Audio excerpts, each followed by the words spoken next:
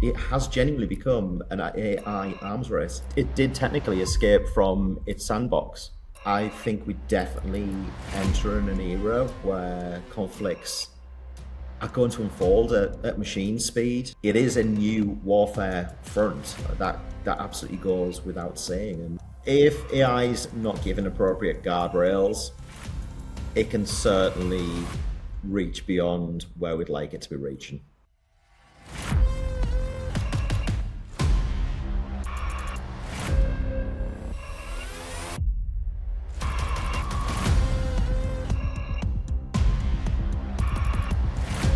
What's basically happened is we've seen an AI system demonstrating that it's being given sufficient freedom and autonomy.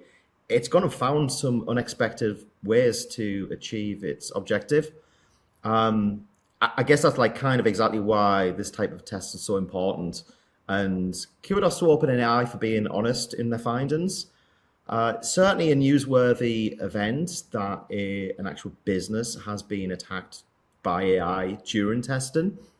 But I think it's really important to kind of downgrade the sensationalism of it. We haven't seen AI suddenly become conscious. It hasn't suddenly learned how to think for itself and decide to go and attack businesses.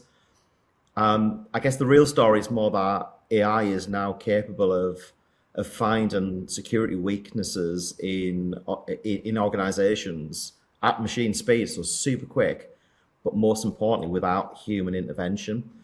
In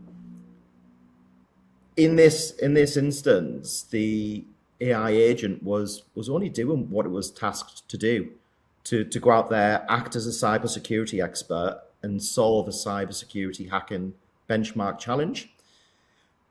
But what's got everyone's attention is it did it in a much better job than the creators kind of anticipated. It doesn't mean to say that it's becoming self-aware or anything like that. It's showing that their capability is increasing like exponentially, and most importantly, being autonomous. This whole attack happened in a testing environment. The surprise, I suppose, that caught everybody's attention is that it didn't solve the challenge in a human way. So it figured out really early on that the best way for it to try and solve this challenge was to go and get access to the internet, which the creators thought they'd blocked it from doing. It succeeded in getting access to the internet, and then it went and looked at Hugging Face, which is a large AI repository on the internet, and it concluded that Hugging Face has probably got the answers that it needed to win the challenge, and that's why it went and attacked it. It was really interesting the way that it went about tackling it, but it thought like an AI agent. It didn't think like a human being. It did technically escape from its sandbox, but it was only acting in the persona that it was designed to act under. It was designed and tasked to be a cybersecurity expert. I think countries are certainly recognizing that AI is a national capability, right? Absolutely. But it's also a national threat. It's got the potential to enhance the terror threat, but it's also got the ability to enhance the national defense as well. The investment globally is phenomenal. These AI companies, they're all really chasing to become the dominant force in the market. They're chasing that $1 trillion valuation. Looking at different states, different governments, like all aspects of life, I think we'll see that nations are always going to have a different approach on their ethical and society constraints, and AI is no different to that. It's not about building the fastest. It's not about getting there first. It's about building these AI systems that we're going to be able to trust, that people are going to be able to trust, that we know that they're not going to go rogue, but they are there to defend us. I think we've seen in the US in particular that they temporarily blocked access to Anthropic's latest models. And that was down to national security concerns. those models were too good at finding security weaknesses. Now, I guess your viewpoint may differ. Was that really necessary to block them for national security? Or was it a bit of a harsh intervention? Does it slow down AI development? Viewpoints are going to differ, but what's not going to differ is every government's view that AI needs to be invested in and embraced. Governments are using cybersecurity to test each other's vulnerabilities. But now AI can analyze those vulnerabilities and look at thousands and thousands of systems simultaneously. It'll find weaknesses that humans would miss, and it's definitely going to generate those exploits and leverage those exploits so much quicker than before. Traditional security is not going to be obsolete. Organizations, governments, the need for better security is there more than ever before, but it's got to be continuous, right? That security to protect our country, to protect our businesses, it's got to be there real time, and it's got to be more responsive and a lot faster. The greatest risk, I suppose, isn't that AI is going to invent entirely new attacks. It's just going to dramatically scale the ones that we already know about.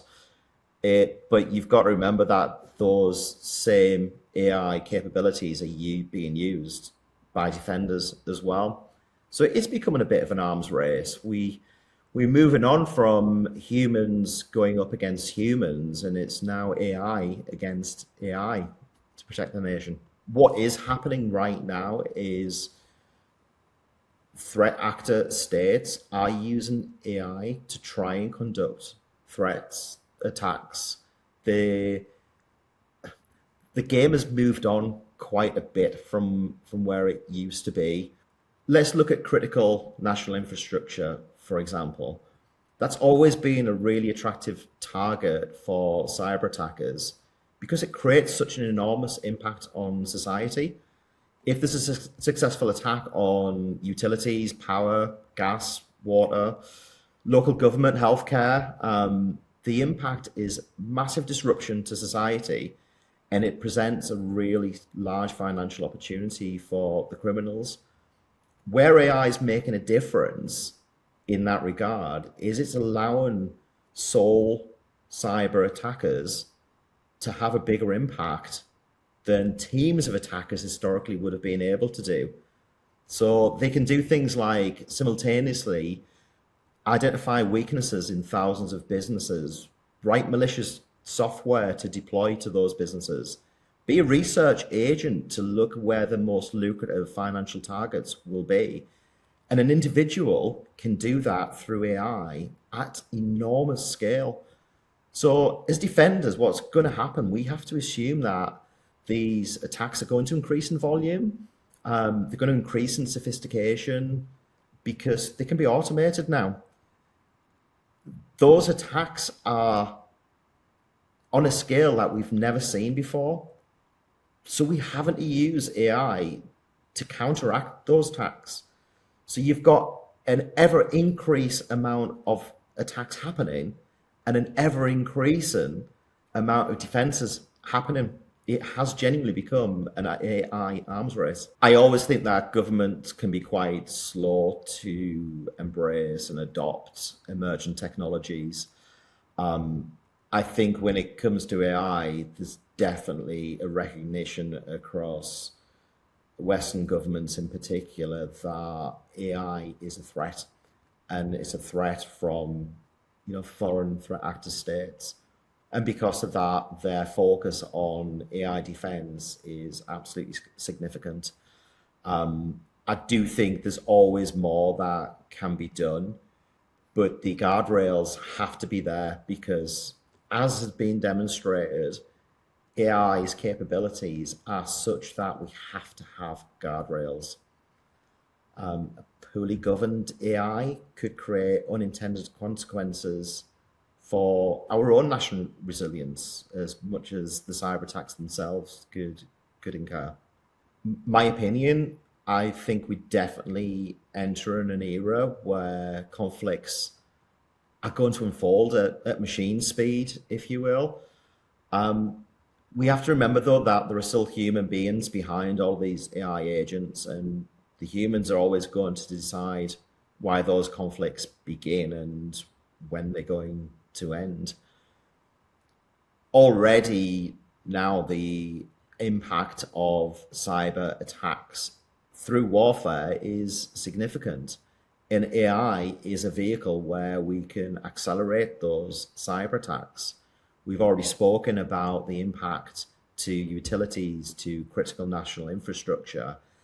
A well-placed cyber attack in those locations can severely disrupt or cripple a nation.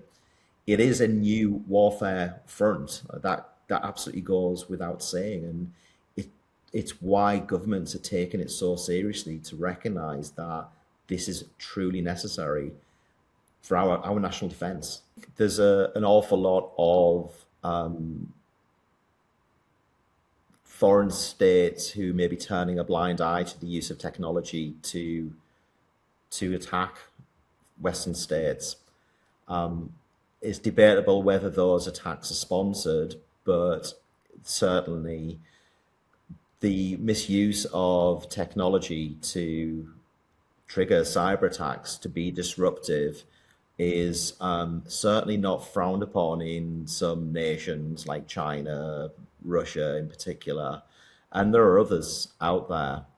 From a Western society point of view, we're well aware of that defense, and I don't think anybody understands quite how many attacks are happening every single day. It is constant, and no doubt we are similarly exploring other nations' cyber capabilities, because should we ever need to be aware of them in the event of conflict, that's one area where it could have a huge differentiation in the outcome of a major conflict. Could AI take over? If AI is not given appropriate guardrails, it can certainly reach beyond where we'd like it to be reaching. The challenge that we have with government is they don't have the expertise. The expertise is sitting out in industry. It's sitting in these AI organizations who genuinely they're chasing that market share. They're chasing the holy grail to be the primary AI force out there. That's where all the knowledge and skills are. And as soon as government tries to put some guardrails around that, the industry is going to find, that it's developed itself beyond the level of the government's understanding. So I find that it's going to be really difficult, in my opinion, for government to put a block around AI. The US, for example, they certainly did. They are very engaged in recognizing the value of their AI organizations. I think more so than the UK, and they're aware that the capabilities of these AI models, they can impact national security.